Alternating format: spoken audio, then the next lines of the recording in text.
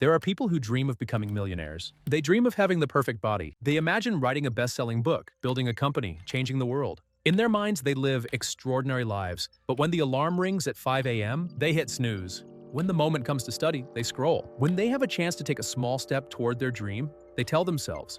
And years pass. The frightening part, they never stopped dreaming. They simply became addicted to the comfort of imagination.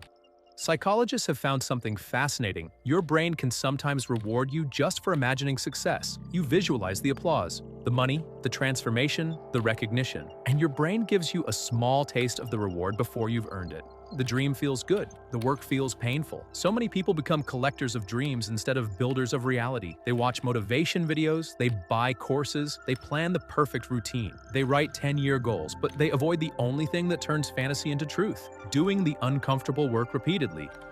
Sometimes laziness is not the real enemy, fear is, because a dream inside your mind is perfect. It can never fail. But the moment you start, you can make mistakes. People can judge you. You can discover you're not as talented as you thought. And that possibility terrifies the ego. So the brain creates a beautiful prison. I'm going to start soon. Soon becomes next week. Next week becomes next year. And one day, you wake up and realize your biggest dream became your biggest regret.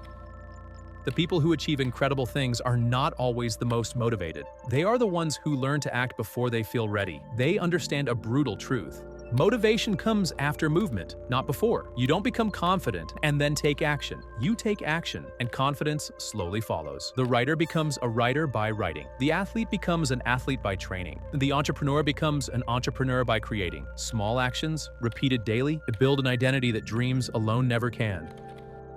There are two versions of your future self. One of them is sitting in a comfortable room, still talking about what they could have become. The other is standing on the mountain they once only dreamed of climbing. The difference between them is not intelligence, not luck, not talent. It is the decision to suffer a little today instead of suffering the pain of regret tomorrow. So ask yourself, are you in love with your dream? Or are you in love with becoming the person who can achieve it? Because the world is full of people with beautiful dreams, but it is built by the few who wake up and do the work.